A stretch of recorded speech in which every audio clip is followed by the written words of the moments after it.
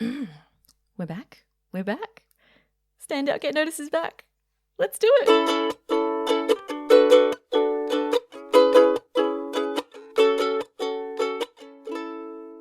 Hi there, Rockstar, and welcome back to Stand Out, Get Noticed. This is episode 301. I'm Christina Canters, and oh my God, I'm back. Like, it's been 2.5 years, everyone. 2.5 years since I last released episode 300. And so, look, I'm really happy to be back. I've been putting this off for a really long time, let's be honest. My own excuses holding me back. But now I am here and I am fired up and I'm ready to bring this podcast back on a regular basis. And today I want to share with you a harrowing experience that I had because it's helped me. It's one of the reasons why I am back. Okay. And my one goal for this episode is to maybe help you think differently about challenging experiences, because I know we often try to avoid them. And on this podcast, even since from the very beginning, I've always been about, get out of your comfort zone, challenge yourself. Because if you want to grow as a leader, if you want to become a more confident communicator, if you want to be able to get up there and speak in front of an audience without having an anxiety attack, then these are the things you have to do. You have to get yourself out of your comfort zone. But I think for a long time, I didn't realize how far, like in the past, I've said, it's good to sort of push yourself a little bit, right? You find that edge of your comfort zone and then you just push a little bit further and then you go, yay, I did that thing. And then you build confidence and then you go, okay, well, now I'm going to push myself a little bit further. What I went through, what I've experienced over the last year, is far beyond that, okay? But it's shifted my whole perspective on things for the better. So I want to tell you. All right. So I run 2 businesses. I am a communication skills and leadership trainer. My business used to be called The C Method, for those of you who have been following for a while. It's been The C Method for like 10 years. I rebranded last year to Christina Canters. So it's me, no more C Method. It's ChristinaCanters.com, new website. It's very colorful and fun. I recommend go check it out. I'm very proud of it. Designed it myself. And I also run a podcast development and training agency with my husband, Aaron. It's called Podcast Services Australia. And that's been going for 10 years as well, same length as my training business. And we undertook, so at Podcast Services Australia, we undertook this huge project. We bought, and this was like 2 years ago, we bought a dilapidated vintage caravan. It's a Sunliner caravan, which is an Australian one. In the States, they've got an equivalent called an Airstream. It's like a metal one. The Sunliners are a fiberglass one. So we bought this dilapidated fiberglass caravan, or trailer, you might call it, if you're in North America. And the idea was that we would turn it into a mobile podcast recording studio. So we would fit it out with soundproofing and air conditioning and equipment and all of that stuff. Now, we started that project 2 years ago and we'd slowly been working on it here and there, but with no real sense of urgency. And then at the start of last year, 2025, we were speaking with a couple of women that I already knew, Mia Fileman and Fiona Johnston, and they had founded an event called Ripple Festival. And this was a small business festival that was going to happen in November 2025. And I approached Mia and Fee and I said, hey, we're building this podcast van. I think it would be amazing if we partnered potentially and we could bring the van, we can showcase it, and then we can, record podcasts for you at the festival and we can, be an event partner. And so we had a chat and they said, yeah, we love the idea. We'd love for you to interview the speakers and really capture the vibe of the day, capture the great conversations. And we're like, sweet, awesome, locked in. So that was all set. The problem was we hadn't finished it yet. And Mia and Fee were very trusting of us. And they said, look, if you say you're going to get it done, then fantastic. We will see you there. So now we had a very real deadline. And I know for a fact that there's nothing like a real deadline to get you moving. So we were like, oh crap. All right, let's go. Let's do this. Now, we also then went away in like June, July. We were away for 5 weeks, which took us away from all business activities. And so that was fantastic to get away. But then when we came back, it was already August, which then gave us August, September, October, November, like basically 4 months, almost 4 months to finish it. I got to tell you, those 4 months were the most harrowing, stressful, frustrating months of my life. I don't even get, like, I had a baby two years ago and he came 2.5 months early and we were going to the hospital every day for 8 weeks while I was recovering from surgery. That was nothing compared to what we had to do with this bloody podcast van. And I'll tell you why, because it was the very first time we'd done something like this. We did not know anyone else who had done this. This is like a one-of-a-kind mobile podcast studio. And everything that could go wrong went wrong. I swear, everything went wrong. It was a nightmare. We were dealing with trades. We would call people wouldn't call us back. They would send us a quote and then they would never respond. Or we had a designer working on the branding and she like gave up halfway through. She was like, "Oh, I can't do this. Here's your money back." And just, so then like we had to do it because we had no time. And because we had such a short amount of time to get it done in, we just had to keep pushing forward. You know, we couldn't, there was no like pausing or reassessing. It was like, well, we just got to keep going, keep moving on. And things like trying to figure out, like we needed bench seating and then we needed air conditioning, but what kind of air conditioner do we get? Oh no, we can't get one. It's got to sit on the side. And then how do we find the one that's quiet? And then how does that hook up to the internal electrics? And then we find someone to do the electrics and we say, "Oh, can you do the taillights as well?" And they say, "Oh no, that's not us. That's someone else." And then we had a fiberglass guy doing some work on it, and then he just went AWOL and disappeared for ages. And then we ordered these acoustic panels for the inside, and then half of them turned out to be the wrong size, and so we had to like cut them down to put them in. And then the door wouldn't fit, and we had to build up the door with bog and sand down the whole thing. Anyway, it was just crazy. Like our upholstery guy who did the seats on the inside, he was the worst communicator in the world, and just everything was just so difficult and so stressful. And I remember reaching a point where I was like, what is happening? Am I doing something wrong? Is this the universe punishing me for something? Like I really, because I'm usually a very positive, happy person. I'm like, yeah, we'll figure this out. And I reached a point where I was like, come on, universe. Like, what is going on? What have I done? Seriously? Have I pissed you off or something? Because this is like one shitty thing after another, and we cannot catch a break here. Anyway, enough of my whining. End of story. We got it done, finally. It looked beautiful. It did exactly what it needed to do on the day. I went in there. I interviewed the speakers. I'm putting together a series for Ripple Festival right now to help promote the next event. And so all of that went well. But it was just so traumatic. Like, and by the way, doing it with your spouse, Aaron and I were trying really hard to not also like murder each other during this process. And we were raising our 2 small humans.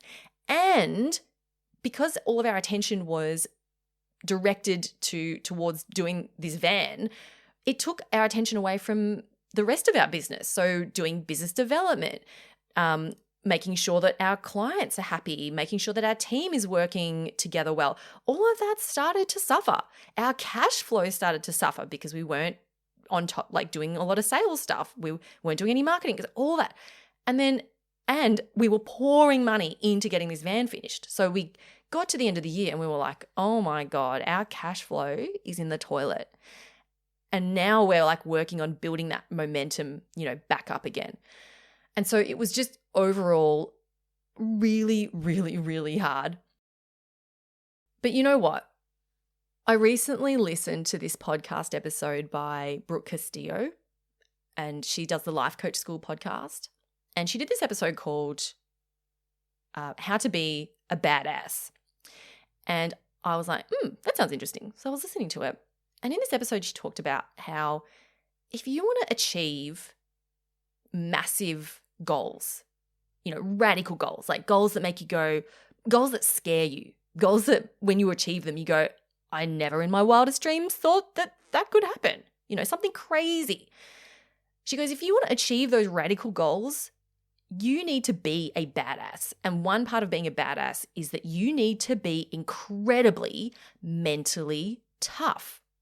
And the reason why is because the bigger you aim, the scarier and bigger the goal is, the bigger the challenges are going to be on your way to achieving that thing. Because if it was easy, right, everyone would be doing it. So to be a badass, you have to look challenges in the face and be like, you know what? I got this. I can deal with anything. And I'm willing to feel the doubt, the insecurity, the fear, and I'm willing to face any hate or criticism or judgment that comes my way. And Brooke Castillo knows this because she's built, I don't know, it's like an 8-figure business. Like, it's crazy. And she's had to put up with a lot of judgment, a lot of criticism. And I know because since being a child, I've always been striving for other people's approval. I'm like a recovering people pleaser. And I've overcome a lot of that throughout my life and throughout my business career. But it's still there. And I realize that it's still there. And for me, that fear of judgment, that fear of being cut down has still very much been alive. And I was journaling recently and I realized that I actually haven't been allowing myself to dream big or to really believe that it's possible for me to achieve a huge goal. I've sort of allowed myself to achieve an acceptable level of success. If that makes sense? Like, acceptable to myself, but I haven't allowed myself to go even further. And it's not, and in addition to having a fear of that criticism and judgment, it's also that sense of if I rise to that level of success, I will outshine others. And as a result, they will feel less than, or they will feel inferior, or they will feel shitty about their own life choices. That's the story, the limiting belief that's been playing out in my mind. And so listening to Brooke talk about having this badass mindset of being okay with all of that and having to let go of all of that, it got me thinking. And I realized that last 6 months, that arduous, harrowing, stressful mental breakdown journey that I had of getting that podcast van built, maybe that's exactly what I needed to build the mental toughness to set me up to be able to achieve a huge goal. And maybe that's part of the reason why I've actually never set myself a giant goal and gone for it, because I haven't been dragged through the shit enough to be strong enough to be able to do it. Because I tell you what, after we finished the studio pod, that's what it's called, the studio pod, I felt so empowered. I pretty much felt invincible. I was like, you know what? If I can figure out how to build a one-of-a-kind podcast van from the ground up, I can figure out anything. And, I started to get, over the Christmas season, I was looking around the house and I was like, you know what? I think we need a hook there. And I started drilling hooks into the walls and getting out the drill and being like, yeah, I can do this. And just doing stuff around the house that I never would have done. I would have said to Aaron, maybe we need a hook there. Could you put a hook in? Except now I'm like, you know what? I'm just going to get in there and do it because I can do fucking anything now. Because I just went through that whole experience with the pod van. I can do anything. And I felt like nothing could possibly be as challenging as that. And so now when I think about growing my business or doing, starting my podcast again, getting back into sales and outreach, creating a marketing campaign, all that stuff, I'm like, yep, sure, piece of cake. And you know what? Even if it's not a piece of cake, the part of the mindset of being a badass is going, I know this is not going to be a piece of cake, but I got this. I can do this regardless. And I know that I'm going to face insecurity. I know I'm going to face doubt. I know that I'm going to have all these negative emotions and I am willing to feel them. And one of the driving forces behind this mindset is I was thinking about, well, why is this important? Why is it important to me to achieve something massive? It's not just about having lots of money. I was reflecting and I realized that I want to get to the end of my life and go and look back and go, you know what? I achieved amazing things and I'm so proud of myself. And I know that I gave it all that I had. I didn't leave anything on the table. I want to know that I lived a life of purpose and that I achieved things that I initially thought were crazy. I want to look back and go, wow, my wildest dreams came true. And a new belief that I've created for myself where, my old belief was around this fear of outshining others. If I rise above, if I shine really brightly, other people are going to feel worse about themselves. And, I felt this ever since I quit my job. So I used to be an architect, and ever since I quit my job and started my own business and living my life according to how I wanted to live it and not to other people's expectations, I've always held myself back from gushing about how happy I am. Maybe to some of you that sounds crazy, but in Australia we have this thing called tall poppy syndrome where it's like if one tall poppy rises above, we cut them down.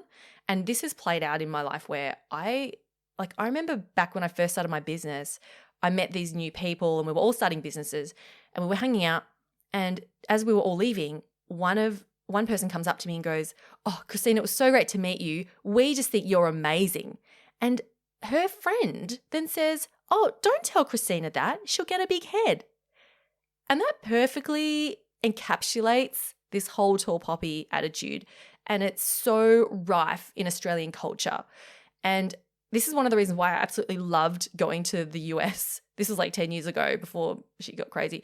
I went to the US and I would go there and say to people, "Hey everyone, I quit my job and I'm starting a business and I'm living life on my own terms." And the American people, these are people who only just met me, and they were like, "Good for you, fantastic. I'm so happy for you. Hey, come meet my buddy. You should go, how about you come to this event?" And they were just so encouraging. And as an Australian, I was like, what? Wait, what is happening here? Why are you being so encouraging? You've only just met me. But that's just the culture.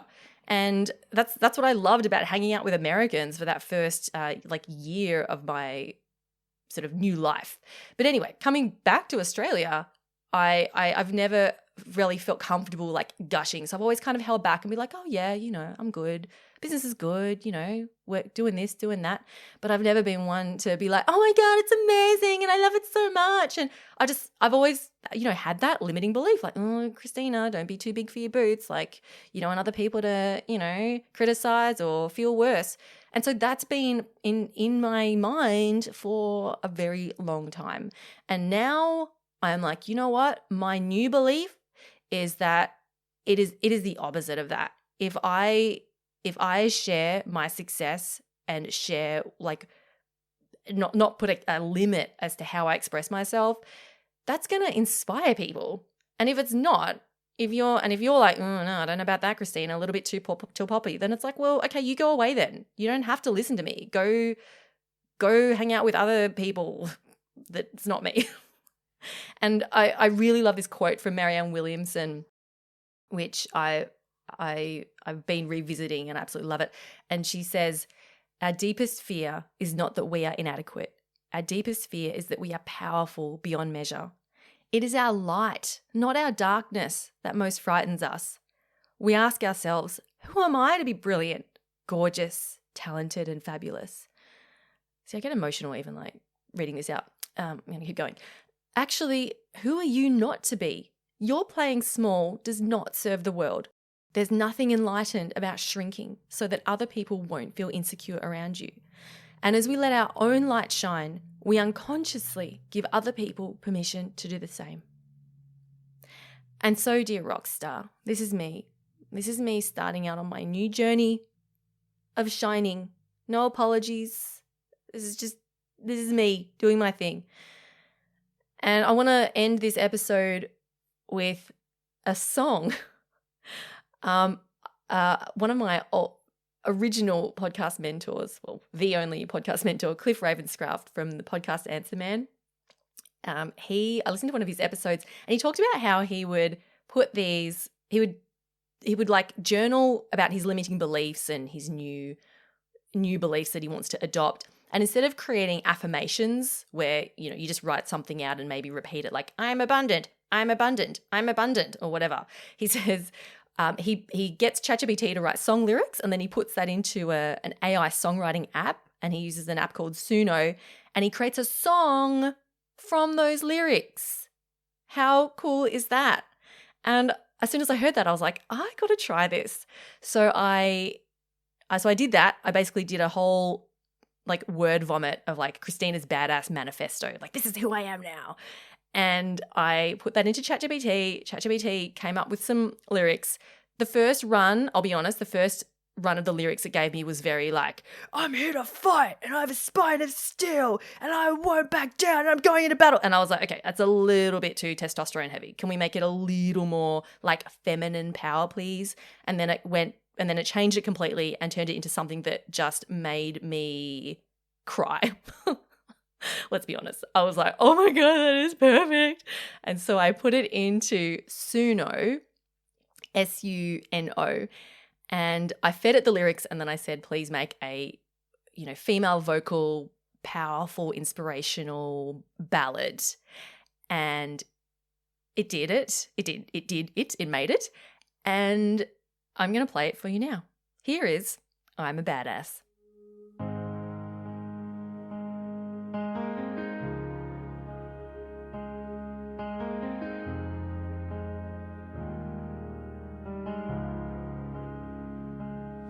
I stand rooted in who I am, calm and steady, I trust my hands. I don't rush, I don't chase, I don't prove. I move with purpose, I move with truth. I've let go of the weight of approval, released what was never mine to hold. My mind is clear, my vision wide. I rise because I choose my life. I meet each moment open-hearted. Nothing here is here to stop me. Every challenge is an invitation to grow into my next elevation. I am a badass, soft and strong in my power. I belong, I shine my light, I take up space, I move with grace at my own pace. I trust myself, I trust my way, I'm becoming more of me each day. This is confidence, deeply felt. I am a badass, fully myself.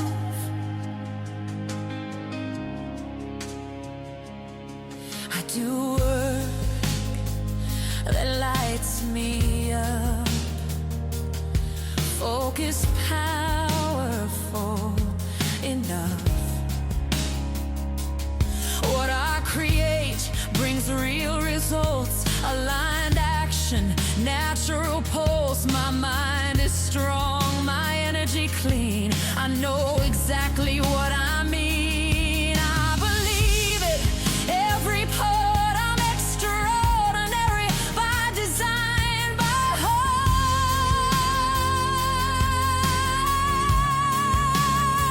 I see opportunity and change. I let life shape me, rearrange. The more I grow, the more I see how capable I'm meant to be. I am a badass, clear and free. I honor who I'm here to be. I shine my light, I trust my voice. Success unfolds through conscious choice. I don't shrink back, I don't delay. I rise with ease into my day. This is power, calm and vast. I am a badass, built to last. I dream boldly,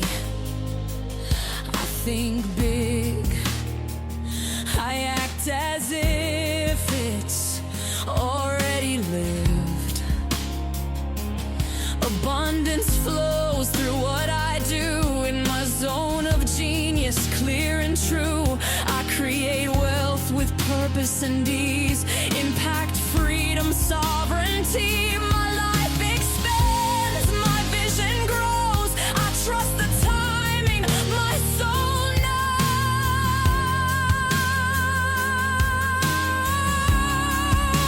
Why does this matter? Because I choose to live a life that's fully used. When I look back, I wanna see I honored my full capacity. I lead by being fully seen, not by force, but by living my truth. I give permission just by shining to every woman rising to.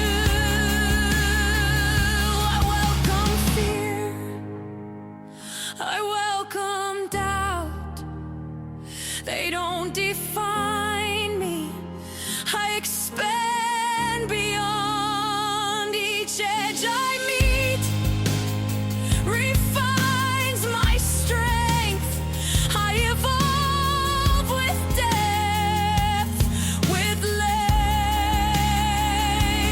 I am a badass, open, awake. I let myself fully take the space, the joy, the life I claim. I don't hold back, I don't play small. I answer the quiet inner call. This is success on my own terms. A life well lived, a light that burns.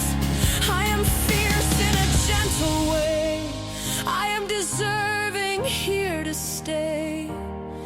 Rooted, radiant, grounded, vast. I am a badass, and I am home at last.